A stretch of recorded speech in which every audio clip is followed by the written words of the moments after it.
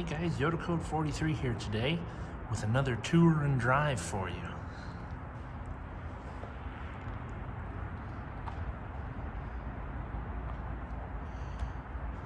Remember that Mercedes I reviewed recently on my channel a couple of episodes ago? Well, now it belongs to me. I was so excited after that review video that even though I only got to drive it 40 miles an hour over lightly snow-covered roads, I knew that this thing was going to be absolutely epic to own. And I'm so glad that I do now. So this is my 2004 Mercedes-Benz S600 long wheelbase. So let's check it out. Do a little walk around tour.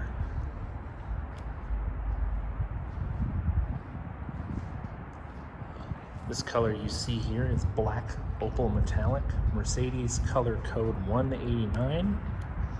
It's really uncommon on this body of S-Class, the W220 chassis.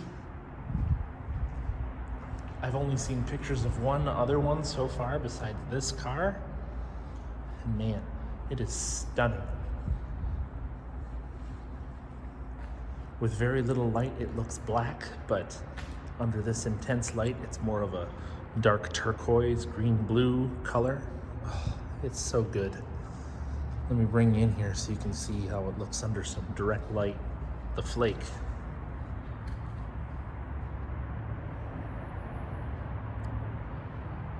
It's a great color. I've owned two other Mercedes in my past. I had a 1984 300 SD 5-cylinder turbo diesel, so the W126 version S-Class. And then I actually owned another 126, which was a 1987 300 SDL. So similar nomenclature, but it was a long wheelbase version of the same car. It was beige over dark brown interior, pretty uncommon interior color. And that one had a single overhead cam turbocharged 6-cylinder diesel. Very different beasts from this, though they were definitely the height of luxury in their day. They were comfortable cars, but man, they even pale in comparison to this. Gosh, I never had a real liking for these cars until I checked this one out up close, and I guess that's, judging a book by its cover, that it looked kind of plain Jane. And I mean, there are other cars that kind of mimic this style, Lexus LS 430 from 2000 to 2006. Vehicles similar to that, Anyway, now that we've done a little walk around, let's point out some of the styling cues, talk about the history of this car and its engine, and the engine itself, and we'll check out the inside, check out all the various things attached to it, and then I can finally give you a proper driving experience of this car. There's a lot to cover, so we're going to dive right in. So like I said, this is black opal metallic. The only modifications to this car are a set of lowering links for the suspension, which the suspension I'll delve into further on in the video here. And then legitimate AMG monoblock wheels. I believe they're monoblock 2s if I'm correct. But all four wheels are actually a rear spec wheel, like what this would normally have on the car. So they're 18 by 9 or 9.5 inch all the way around with 275 40/18 tires. Not a cheap tire to get. And this car does need tires, to be fair. So the W220 ran from late 1999 through 2006 model years. Before that was the W140, and before that was the W126 I was mentioning that I owned before.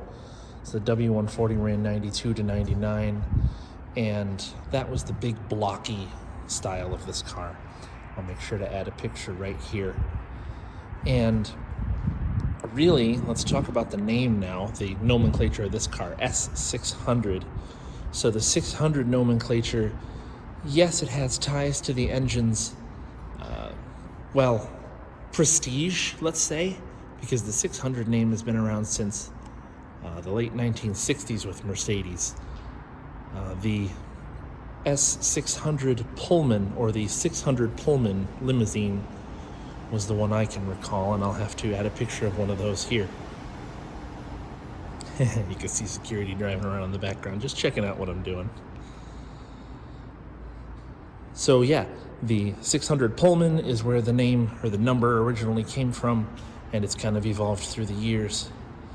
The W140 chassis car I was mentioning before, the big blocky one, they called the S600 because it had a 6-liter naturally aspirated V12 engine, which, if I recall correctly, was, I believe, 395 horsepower. And they moved down to a 5.8-liter version of the engine when they came into this body style in 2000. But in 2003, this car is 2004. In 2003, they gave the car a light facelift with new bumpers, different taillights, some small other exterior changes, and then they changed the V12 engine to a 5.5-liter turbocharged bi-turbocharged V12. So this engine is 493 horsepower, 590 pound-feet of torque stock, which is nuts. But with a tune from Rentec, which is probably the route I'll end up going, that can bring it up to 625 horsepower and 750 pound-feet of torque, which is mind-boggling. This car's 4,600 pounds. It is not light, but holy hell, does it move in its current state. I can't imagine how much crazier it's going to be with all that extra power. In fact, the AMG versions of these cars, so this body style had two AMG versions, the S55 AMG and the S65 AMG. The 55 was a supercharged V8, 493 horsepower, similar to this. But then there was the S65, which was a stroked version of this engine to 6 liters, twin turbo, and it was 604 horsepower, 738 pound-feet of torque. So yeah, this would be on the AMG level with that tune. Now, with this car, I actually got a couple of bonus pieces. I got an AMG rear bumper. This car doesn't have it on. This is all stock appearing as you see it, apart from the wing and, like I said, the lowering links from before. But I have the AMG rear bumper. I have a pair of AMG side skirts from a facelift model like this car, and I will probably end up buying one of the bumpers too and seeing if I can get them paint matched. Or maybe I'll just consider wrapping the whole car a different color. Though I really love this color, I probably shouldn't wrap it. Maybe I'll just get it clear wrapped to protect it, since this is now my daily driver. And it's the end of February here in Michigan right now. We've gotten some unseasonably warm days in the 40s, upper 40s, near 50 degrees, when basically a week ago it was 10 outside. It was crazy cold. Polar vortex, etc., etc. So now I'll bring you in on some of the details of the outside. First, we'll start off with the headlights. So they have bi-xenon HID low beams, and then regular halogen high beams, and then halogen fog lights, which are the most inboard light you see here. And the signals are the bottom pod on the outboard edge. Mercedes is very proud of their hood ornaments. They're a pretty cool piece in their own right, because they all have a blue painted ring with the Mercedes Benz wreath and the name encrusted in there. Another very cool feature of this car is called Distronic. So you see this part of the grille here that's got a plate over it and it's shiny. Well, there is a radar sensor mounted to the core support directly behind that that sees through that section of the grille and is used for, well, effectively adaptive cruise control. using radar. It is crazy, but it works great. Pretty insane tech for 17 years ago, and I'm not sure how far back they stretched it, but they may have stretched it all the way back to the year 2000, so that may be over 20-year-old technology now. Wild. Also to note up here are these little pockets in front of the headlights where you have headlight washers. There are 3 windshield washers across the cowl here. And then the wipers, well, the left side, or the driver's side wiper is as normal. The passenger side wiper has a double arm attachment. You can't really make out here, but basically as it moves up, it scissors towards the outer corner of the window over here and basically covers more of the windshield as it passes. Now, if you look up here, you can also see this little sensor that says rain sensing windshield wipers. They're a little finicky at times. They kind of have a mind of their own, but they do function. It does have rain sensing wipers, and they do work, even if they're a bit overzealous.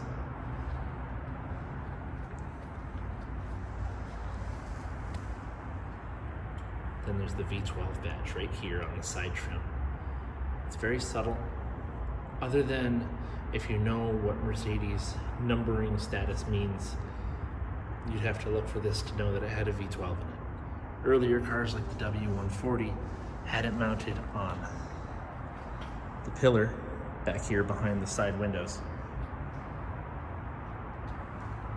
Then you have LED signal mirrors, which obviously that tech caught on because basically every car in a non-base trim has it. These are power folding mirrors too.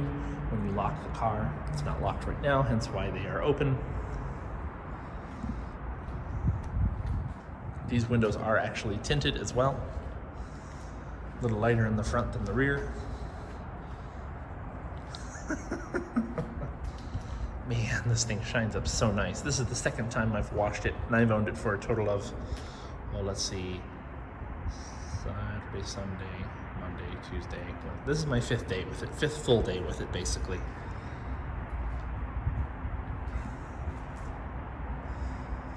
Pretty common thing on these cars is that all of the trimming around the windows, which this still uses lock trimming like older German cars do, but this car was kind of the blend between the classic and the modern.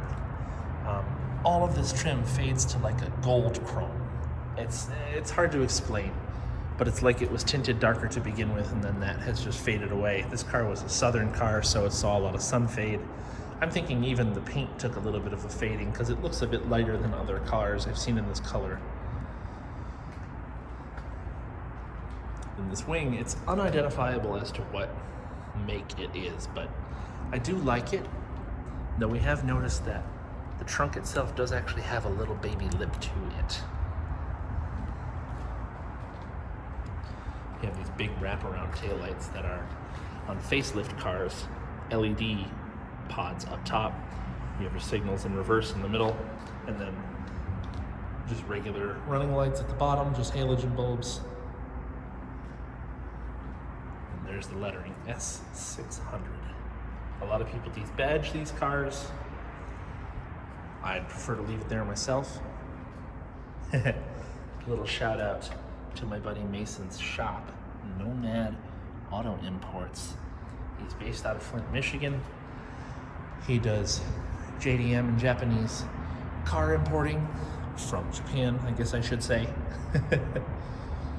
He's looking to expand his business as well, but check out his website. You saw it listed there on the plate, nomadautoimports.com, right up top. And give him a like and follow on Facebook and Instagram. I mean, I really love what he's doing. Hopefully I'll get to do some videos of some of his cars in the future. Very cool business. Something I could never do though, because I'd be attached to every car. Just because it's unique and we never got it here. And then full dual exhaust. Actually, that's not true. I have pictures of the underside of the car. I'll have to post one in here so you can see how the exhaust is laid out. It's true dual from the turbochargers back until about the rear seat section, in which it actually goes into a stamped triangular pipe, which is very large, and then splits back out to two pipes into the mufflers and resonators at the rear.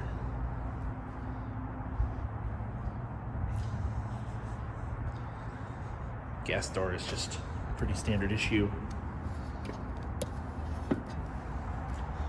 Nothing of note other than your tire pressures listed in here, and premium only in this twin turbo V12. I mean, I wouldn't have expected anything less. And you'll get to see when we get inside what kind of mileage it's been getting. It's not great, but that's not the purpose of this car. This car was either driven by or people were driven around in it for, big number businesses. I think base price of this car when it was new was around $122,000, and I learned that the V12 engine over the base model S-Class, which was around 60 grand, so the V12 option alone was $60,000. So twice the price of a standard S-Class just to have that V12 engine. I don't know if that was the case in the earlier models as well, but definitely the case in these later models. That's nuts. Also, the prior owner was a proud supporter of FCP Euro. I am also a big supporter of them. I will continue to buy parts from them. I have for my own European cars for a couple of years. No complaints. They're awesome to deal with. And then, can't really see the brakes all that well, but here, we'll give you a little detail on the AMG wheels while we're here. They have AMG stamped into one spoke. And here's the tire size, 275/40 ZR18s. Now these are crappy tires, don't get me wrong, I'm never gonna lie about that. I need to replace them, and I will be putting on something nice along the lines of Continental DWSs or something similar. But the brakes in the front, I believe, are 13.6 inches. And I believe the front brakes are 6-piston. They're big and they do their job. And the rears, I believe, are 4-piston, or it might be 4 and 2 on the normal car and 6 and 4 on an AMG. Nonetheless, they're the biggest, most badass brakes I've ever owned. And the rear brakes, I think, are 12.6 inches. So the minimum wheel you can put on the back is a 17. The minimum you can put on the front is an 18, which these are, and they fit oh so nicely. Perfect stance on this car as it sits. The key for this car is a little beat up, but you have your panic button, your lock, unlock, and trunk release all right on here. This tape is actually not holding the key together, but holding the metal key in, the emergency key that we'd use for like your glove box and trunk release and the doors in case the battery dies. Anyway, so we're gonna unlock here. Lights come on as you approach the car. There's puddle lights under the mirrors here. And then as you touch the door handle, the car does have keyless entry. You leave your hand on the inside of the handle and it unlocks. As soon as you open the door, the mirrors fold out. These are wide opening front doors. They're like 80 degrees. It's fantastic, maybe even 85 degrees. Makes it super easy to get in and out of. Man, I freaking love this thing. Okay, so there's a lot to cover on the interior. We're gonna do that, then we'll get to the engine. So, starting with the door, there are airbags in all 4 doors, in the doors themselves, not the curtain airbags that you normally see in modern cars, but in the doors. There are curtain airbags in this car too. Seat controls are mounted on the door. Most Mercedes since the 1980s. They are heated and cooled, 3-position memory, and I believe 2, 4, 6, 8, 12-way adjustable, if I'm correct, including thigh support, power headrests, and then you have your mirror controls. You can manually fold them from there. Your window controls are down by your knees, which is a little strange. And you also have a trunk release down at the bottom. Some good door storage here, puddle lights on the bottom. Everything on here is suede or a really nice quality fabric. I mean, there's not a single hard plastic on the door apart from the wood trims. Everything else feels super nice. And it's probably covered in leather or rubber. Bose audio in this car too, and it is one of the most killer systems I've heard, especially in stock form. And this is 2004. I mean, it's awesome. Another very nice touch is that when you're in the car and the door is closed, you don't see any of the paint of the outside of the car. It is fully encased in plastic all the way around, just to give it a more finished appearance on the inside. Then there are chrome door sills that have Mercedes-Benz written into them. Apologize for the dirt, can't get everything clean. Floor mats also have Mercedes-Benz stitched into them. And then your defrost vents are actually the ones at the top there, but you can get extra airflow to the driver / passenger from the door, so you get your feed into here, but it also feeds into this vent here. Then you'll also notice this vent coming out of the dash, which helps provide air to the rear seats. It comes through the door, through that gasket and vent, into this one, and then comes out of this one in the back of the B-pillar. Awesome. So we'll cover rear doors here and rear seat real quick while I've got it. Same thing, power seat controls. So this has power rear seats because you can adjust any number of different things. You can slide the butt out, you can change the thigh support and the back angle. And then it's also heated and cooled in the back seats. Now, your lumbar is actually adjusted by this dial. You turn that from 0 to 5 and it will physically pump up an air cavity in the back of the seat. This is your ashtray because this car is from the era of smoking. Again, window control down by your knee. But yeah, that's an ashtray, and each rear door gets its own cigarette lighter. Again, the ruched leather along the back here. And the back doors get sunshades.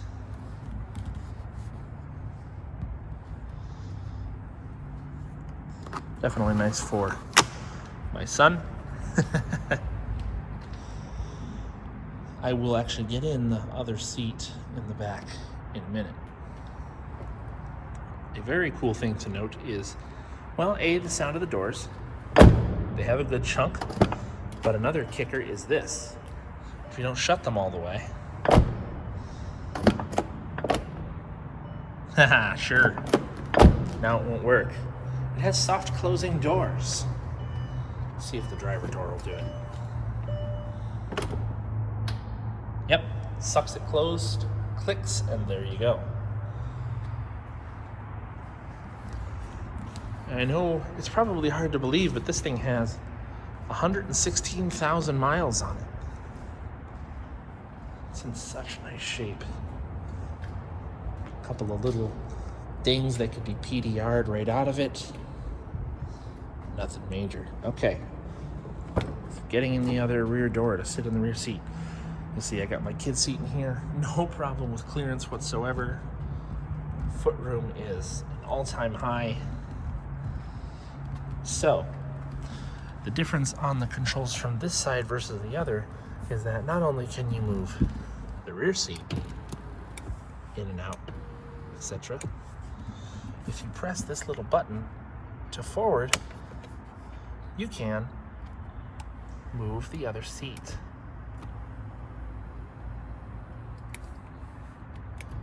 Say you need to, get it out of the way so you have more leg room.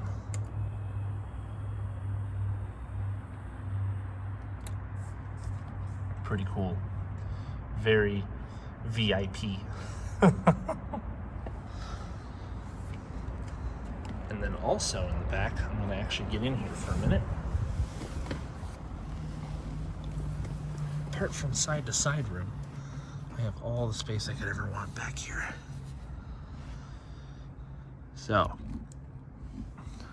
typical soft pull handles and coat hangers. But then there are 2 sets of dome lights back here because there are vanity mirrors.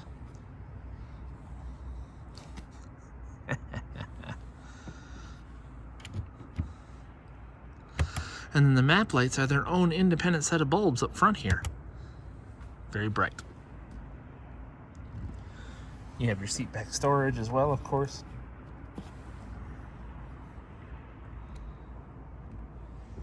And then there's this cool little trick, which I'll show you a bit later.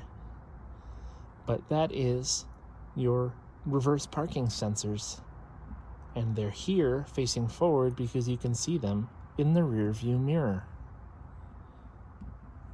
There is also, I'll tell you after I get out.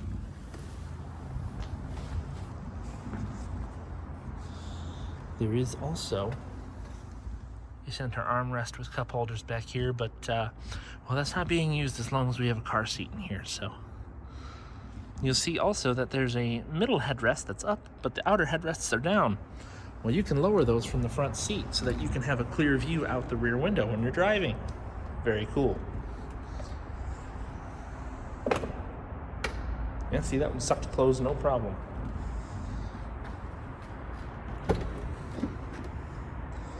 Front passenger area. You also get 3 memory positions over here. Otherwise, door controls are all the same.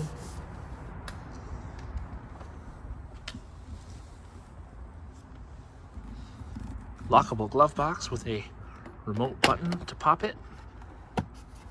Original owner's manual in place. Still got to read up on that. Lots of things I got to learn about this car still. This entire dashboard is stitched in leather. It's awesome. It looks so nice. Then there's the seats. Very, very comfortable. Fully adjustable, like I said. These ones are like a dark gray leather. Goes very well with the deep green. They each have their own storage, in which case this one actually has the original Mercedes first aid kit with some petrified materials from 2004. You see there's a net there to carry some various things in front of the passenger footwell. And then these controls are next level. Driver and passenger both get them. This is for your lumbar support as well as massage. Yes, that's right. Massaging seats. And that's what this pulse button is for, to turn on the massage. This adjusts the bolsters. This changes the position of the lumbar. And then there's another button down here. Can't see it real well. It says dynamic. When you press that, as you turn into a corner, let's say you're turning left, so you'll be leaning right on the seat, it will inflate that bolster to hold you in the seat better. You turn right, and you're leaning into that bolster, it'll inflate that one to keep you more upright. Crazy. Remember those parking sensors I mentioned in the rear? Well, there's a set for the front as well. That's the one for the front right. The one for the front left is over there in the bottom corner of the window. Okay. Now we'll go over to the driver's side and sit in there.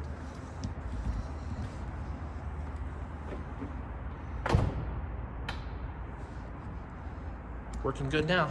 Guess that rear left just doesn't like doing it.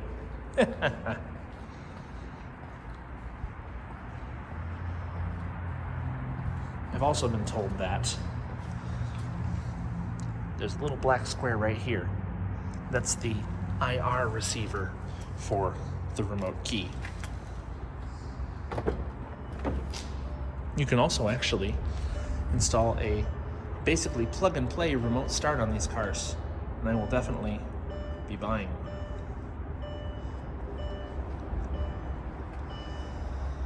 So, you have your light controls over here, parking brake release, It is just a step parking brake on the left. Hood releases over there too, we'll get to that. This is for your headlight washers. This is to adjust the brightness of your gauges and your various dash lights. The side of the steering wheel has 3 stalks on this side. This is to set your cruise control, or the Distronic automatic cruise control, your high beam and washer and wiper and signal combo switch. And then this is to adjust the steering column, which is all power. And it's also, when you turn this forward, turns on a heated steering wheel. Granted, it's only this section of leather that's heated. It's nice to have, for sure. Leather stitched steering wheel on the S600 as well. It's got this nice stitching bar right across it underneath the logo. And then you have various buttons to control the center screen on the dash and your radio controls as well. Another cool thing, I mentioned the plastic around the doors. Well, the door seals here are actually coated in fabric, felts basically, to match the interior color of the car. A very nice premium touch. So now we'll get in the driver's seat. Has all the same controls as the passenger side with the massage and dynamic buttons, and then it also has under seat storage, but there's not a second first aid kit there. You heard it sucking closed. The gauges are pretty special by themselves.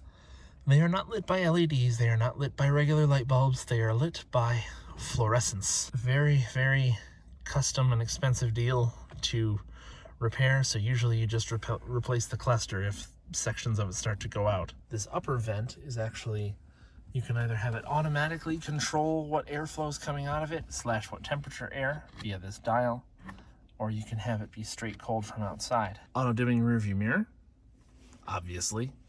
Has its own home link up underneath for your garage door. Here you have your interior dome lights, which the doors open. They fade in and fade out. But your map lights are right here, but the lights are not these lights. So there's a light coming on, but it's coming from underneath the mirror, so as not to be in your line of sight while driving. Very cool. Very useful. Visors are very large. They do their job. They're covered in suede, as is the whole headliner, and that is exclusive to AMG cars and S600s. Actually, you know what? It might only be restricted to V12 cars.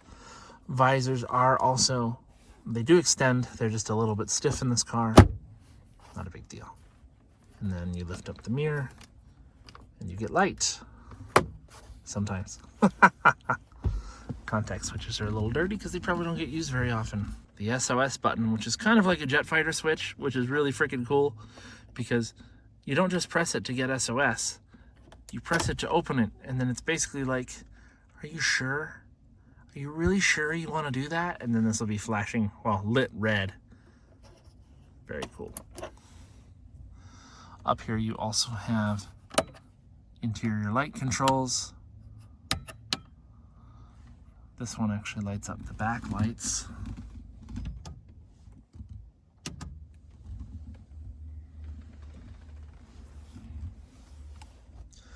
You have a lot of buttons. A lot of buttons to cover in this car. But first, we're going to turn it on. Steering wheel and seat automatically adjusts to my memory position that matches the key.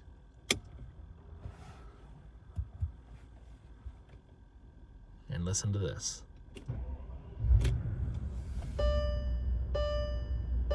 Did you hear it? No, you probably didn't, because there's not much to hear. It's no drama, but the starter sound is so friggin' cool. I'll make sure I capture it really well. So yeah, fluorescent gauges. There's various items you can look at. So right now this is just looking at like my tripometer since I reset it last, which is when I filled up a few miles ago. We're averaging 13.8 miles per gallon. It's not very good, but that doesn't matter. Tachometer on the right. Then you have your fuel gauge and temperature on the left. Car typically runs between 80 and 100 degrees Celsius. I hear that it runs near 100 during the summer, and not to be worried about it. You have outside temperature shown. And then, yeah, in the center, so you have your after reset, after the start, which would be right now. Various warnings popping up. I actually need to add washer fluid. And the only other warning was for a corrosion in the rear light circuit boards, so sometimes that one of those lamps doesn't work. Fully automatic headlights and fog lights. So other things you can look at in the gauges, your total range to empty, total number of malfunctions, and it'll tell you what they are. Reset to factory settings. Then you just have your tripometer and odometer here. When you have your audio source on, it will tell you either what medium you're on or what track or station you're listening to. This is for the telephone aid, which I didn't cover yet. But that is controlled by this other stock up here to like answer or hang up a phone call. Well, you know, back in 2004 when the phone that it's used with actually worked. So in the center console, you'll see it split weird. If you pull up the right side, there's a freaking cell phone in there. A Mercedes branded Motorola cell phone. Pretty cool. And then you have the other part which can store a couple of very small items.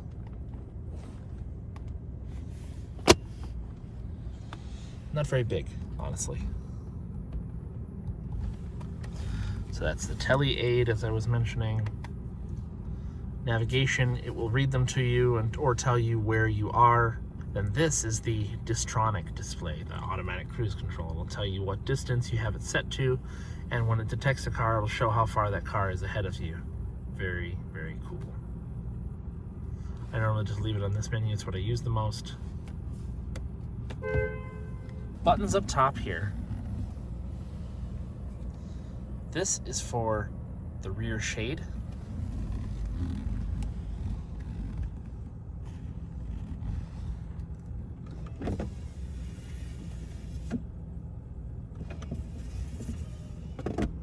Yep, very handy. Fully automatic.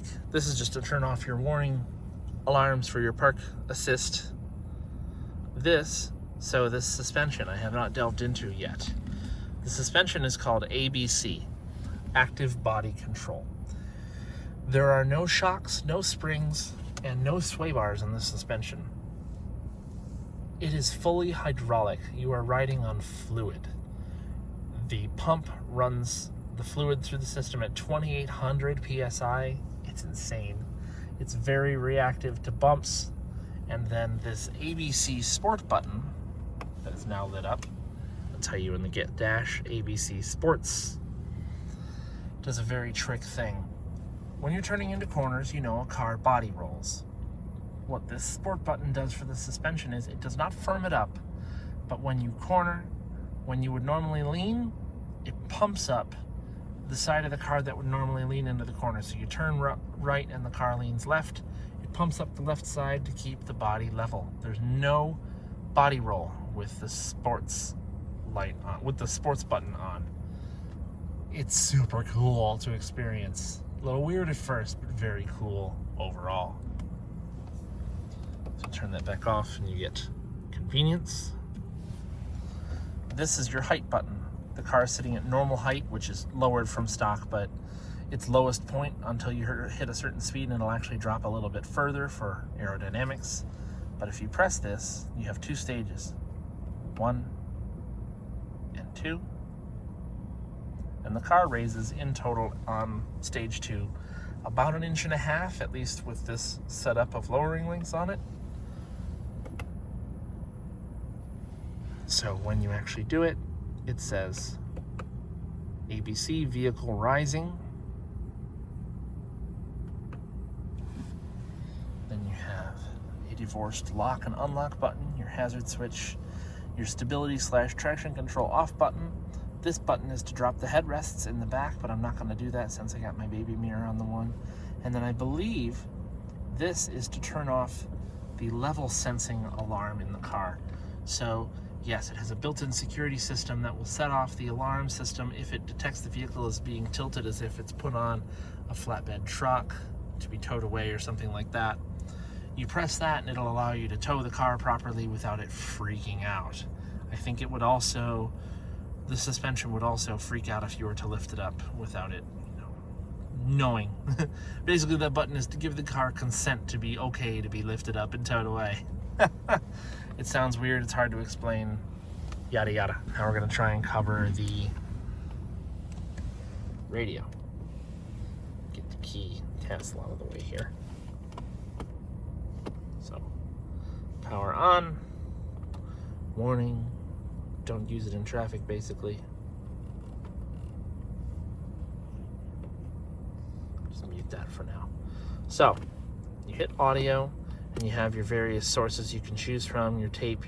There's a single in-dash CD and then there's a CD magazine, 6-disc changer in the trunk, and then obviously your radio or satellite button, satellite radio if you had that equipped. Your nav screen, well, this is to set up what destination you want to go to, whether it's a memory or a last place you've gone to or a point of interest. Some various settings you can go through as well. The map looks pretty old and outdated. It updates pretty slowly as you're driving, but it does function. It is a fully functional system, and I'm going to actually try it on the way home.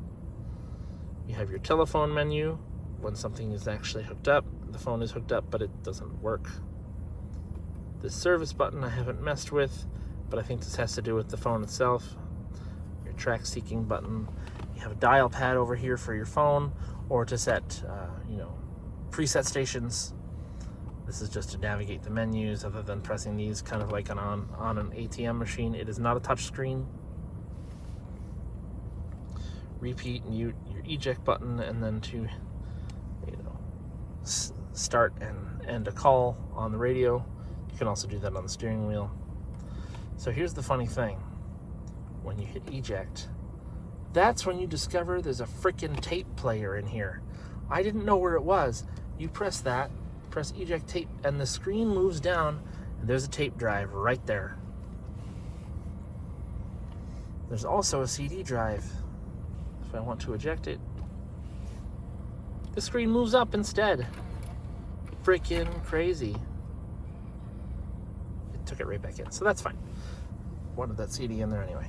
All right, so we'll just leave this back in audio for now. There's a lot of other things you can do in here too, but not messing with all that today. HVAC controls are nice. All hard buttons all the way around. This car has 4-zone climate control. I didn't show it in the rear seat, but that's okay. It looks effectively the same as this, except it's just this section. So yeah, 4-zone climate control. Each individual corner seat can have its own temperature, and it works really well. This is to turn on purified air. This is to recirculate air in the car. Rear defrost, front defrost, and then this is your auto button. You have that for each side, can be automatic. You set your temperature and fan speed here, but if you push in on the fan button, it changes it to the auto mode. Just like that. It says auto on the screen. There's an ashtray hiding underneath here with your cigarette lighter. It is lit. Oh yeah, I didn't even notice. A place to just set your lit cigarette.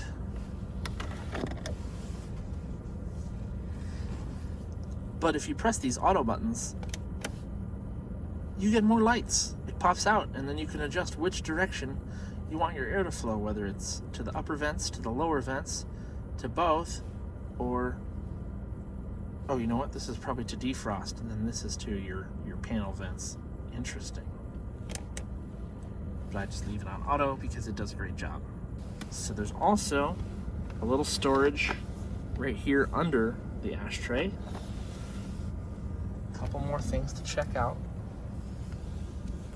The shifter, it is gated. When you have it in drive, you can use it, push right to go up a gear, left to go down a gear. It has a weight sensor for the passenger airbag to turn it off. This CS button is comfort and sport. If you use comfort, the car will always force start in second gear. Great for traction in the snow, as I have found out in the last few days, things like that. Sport mode will always force start in first gear. Now really it doesn't seem to change the shift points or how long it holds gears, but does make a difference when taking off. This is to turn off or turn on the alarm if you are approaching a car and it needs to brake so that you don't hit it. Not like an emergency brake like in a modern car, not like an autonomous braking. More so when you're using the adaptive cruise and you catch up to a car that's going slower. I believe that's what it's for. I've never really experienced it. And then this is a roller to adjust the distance between you and the car in front of you for adaptive cruise. Then, let's see if I can get it to work properly. This is where your cup holders are. I'm going to do that again. I also pushed it the wrong way. So you push on the top of it here. And it flips out. This one's a bit finicky. It does seem pretty flimsy, but it's been pretty sturdy so far. You can also set like another cup or bottle down in here.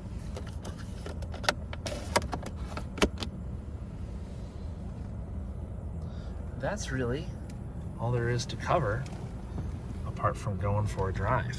But first we'll cover what it sounds like starting up at the rear and front and check out under the hood.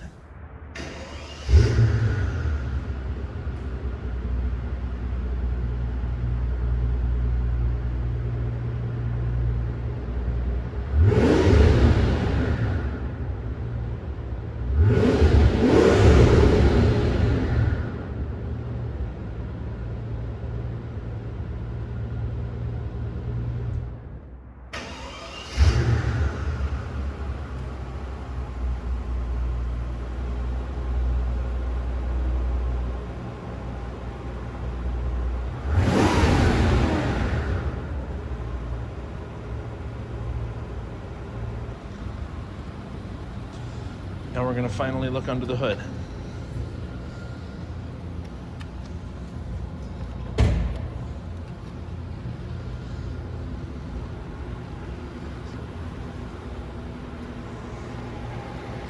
So another cool thing is that Mercedes has been doing this for a long time. You pull out here to release the safety latch, then lift up on the hood. So this is the M275.951 V12 twin turbo, 5.5 liter, 493 horsepower, 590 torque. This is the one V12. It's a V2. It's very cool. This cover is totally removable. Gives you all the things you need. Oil filter, oil fill, auxiliary coolant pump for the water to air intercoolers. This is the hydraulic fluid reservoir for the active body control hydraulic suspension, the ABS module. Yes, this is the top of one of the struts. All you can see is that it has a wire going to it to detect pressure and height. And master cylinder and fluid back there, fuse box right next to it. Coolant fill, washer fill, another fuse box. And then actually the battery for this car is in the trunk. This is the radar module I was talking about, Distronic. Then you have multiple different lines going on here and radiators. You have one, so this is probably an oil or transcooler, or yeah, this is your AC condenser. Behind that's the actual radiator, and then you have another radiator down here which might play as another oil cooler, I'm not quite sure, and I think there's even another one further down you can't see. And then here you can see I've got the fog lights on with the low beams. Now you can see the wiper mechanism better, twin arms. Nice low effort to close. Simple as that. Trunk release. Didn't want to actually go up today. So it's also hydraulic / vacuum controlled.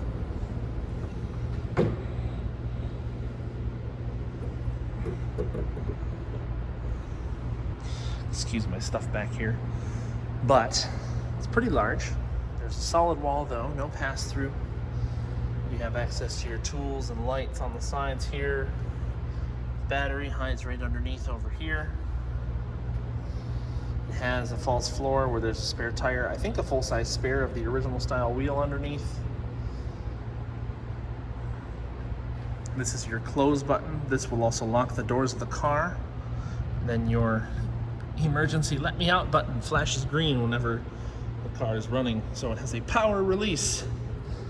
And then this is your wires to the trunk as well as the cable that will pull it shut here in a second. And it moves quick, so you gotta watch yourself. And it's supposed to pull down, but this one needs a little help. Still, very cool tech. Now, I think we're gonna go for a drive.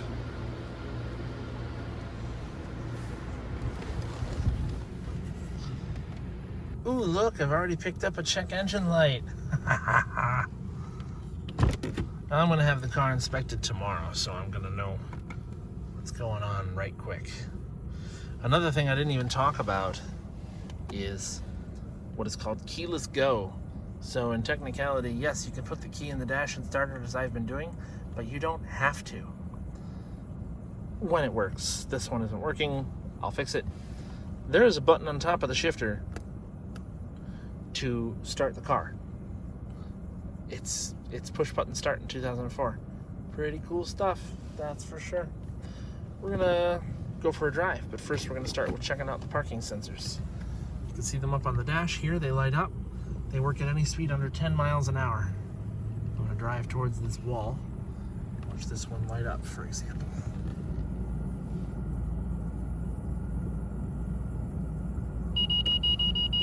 And it yells at you when you're close. That's about 8 inches away. And then I mentioned the ones in the rear. If you look, there they are. They do the same exact thing. They're right there above my rear seat mirror on the roof. Easy to see from the driver's seat.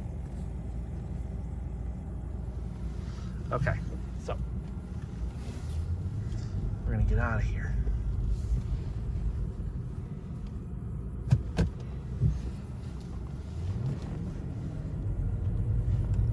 This thing is so quiet. As soon as you start moving, the car locks all the doors as well.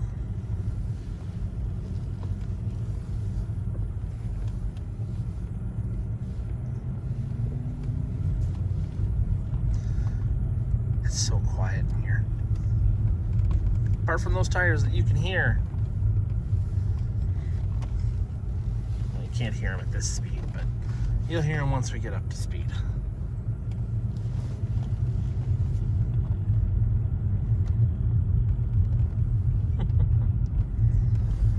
Wonder how much that check engine light's gonna cost me. The things that always go through owners' heads, especially if they're the, second or third or fourth or fifth owner of this car. I'm not too worried about it. The car's driving completely fine, so can't imagine it's anything major. Visibility out of the car is really good. You actually sit kind of far forward in it. The front doors, they don't seem that long, but they are big. I mean, there's no problem getting in or out of this car, that's for sure.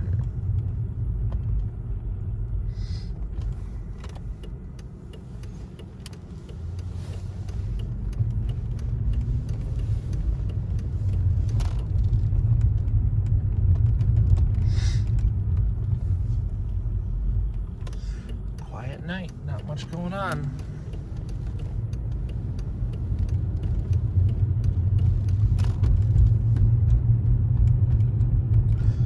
Flint is dead as can be right now. You can start to hear the tires at this speed, but it's not bad. Nice part is, car's already warm, so I'll have an opportunity to give you what it's like to step on it.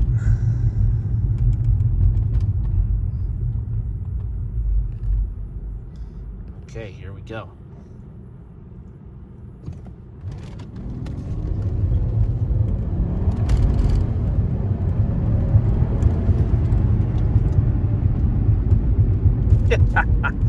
As you saw the bright orange light flashing in the center of the dash, we were fighting for traction immediately. The torque comes on like a friggin' train. I mean, you pass about 3,000 RPM and those turbos really come in. Man. It's so much fun though. I understand why the rear tires are bald. They are. I mean, they really need to be replaced, but I'm gonna do all four. We were sitting idling for a while there too, which is why you see it showing 10.2 miles per gallon, but I've gone 8 miles since I filled it, and a lot of that time has been sitting still, so that's to be expected. On a long trip, I mean, it'll average 17, 18, 19 miles per gallon. You know, what an average pickup truck will do a couple of years ago. But, man, the insane passing power is a huge, huge perk. And so that hydraulic suspension, so these cars came with two different suspensions available. They had the hydraulic ABC, or they had Airmatic, as it was called, which is just an air version of the same suspension. However, Airmatic still had sway bars closer to a conventional suspension. I have also seen out there that there are conventional suspension conversions available for this car. You can put coilovers in this thing for about $1,200 and eliminate all of the complex hydraulic suspension system. But man, when it works, there's nothing quite like it, especially for its age. Nothing like it for ride. I've never ridden in a car that rode quite this nice, apart from like 1950s and 60s and 70s Cadillacs. But man, nowadays everything rides sporty, and this handles sporty, but it rides awesome. No question about it. And I would demonstrate the audio system for you, but you know, copyrights, etc., etc. That Bose audio is awesome. There is a subwoofer in it. It's fantastic. I like how all the auxiliary controls and whatnot light up orange. Actually, it's the same deal in my Taurus SHO, that the window controls all light up in orange. Yet, in that car, the radio lights are all green. I much prefer the consistency of this car. Plus, this isn't physically falling apart like my Taurus is. Finally going to have an opportunity to get on the highway here and open it up a bit. Nice on-ramp curve. I don't have the ABC Sport on, so there is body roll, but still, it's pretty minimalistic considering. The car handles super good. Okay, we're going to plant it right here.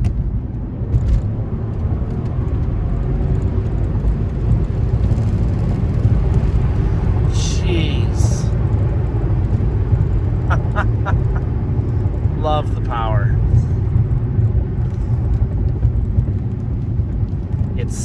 It's sickeningly quick. 0 to 60 from the factory is shown to be like 4.5, 4.4 seconds, depending on who you know. And it's, oh my god, it's every bit of that fast. But that's probably because it's just fighting for traction so hard. And they're electronically limited to 155, and I can see why, but man, with that tune and it being unlimited, I'd imagine it can probably crack 190, hit damn near 200 miles an hour. Maybe someday I'll find out. But I'll have to have real good tires on it, and I'll have to be real brave to find one hell of a stretch of open road to even attempt going over 155. So we're on the highway doing 70 miles an hour. I mean, yeah, you hear the tires, but it's quiet in here. The wind noise is almost non-existent. So I want to pass somebody.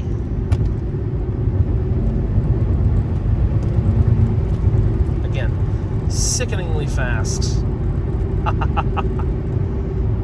Kickdown is insane.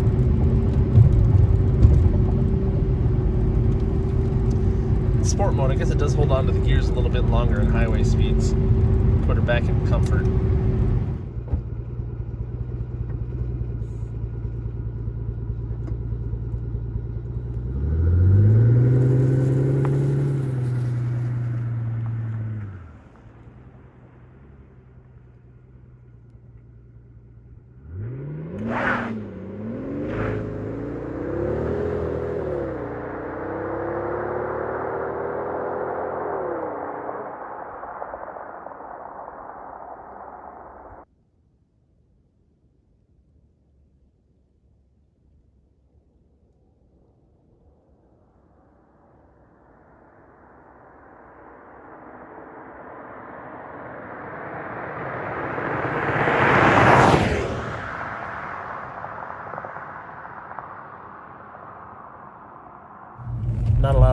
for the drive home.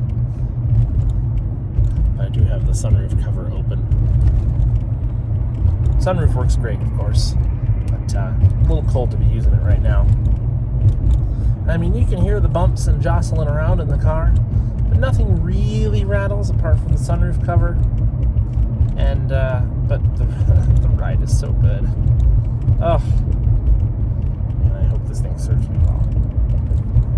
I say hope. It's going to serve me well because I'm going to take care of it. It's going to take some money. It's going to take some time, but it's going to be worth it for how good of a driving experience it is. I can't say enough. It really is. It really is awesome. Hope you guys enjoy my videos. I haven't done one of my tours and drives for like 6 or 7 months because the last one I did was my Taurus when I first got it in July of 2020. I'm so glad that I got a chance to do another one of these. It's lengthy, I know, but I covered everything, and I'm glad you guys are able to see the car for what it is. You know, all cleaned up versus how dirty it was, admittedly, in that first video. Hope you like my videos.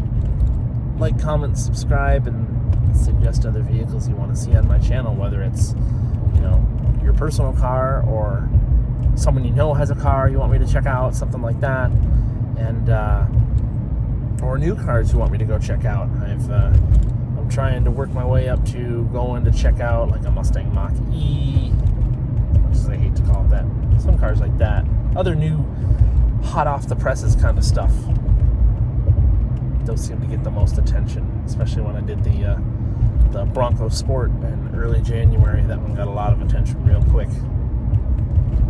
So, yeah, I keep my videos and my reviews / tours really raw like this. I just cut the stuff together, cut out all the garbage, and you know, post it and ship it. Anyway, we'll see you guys next time.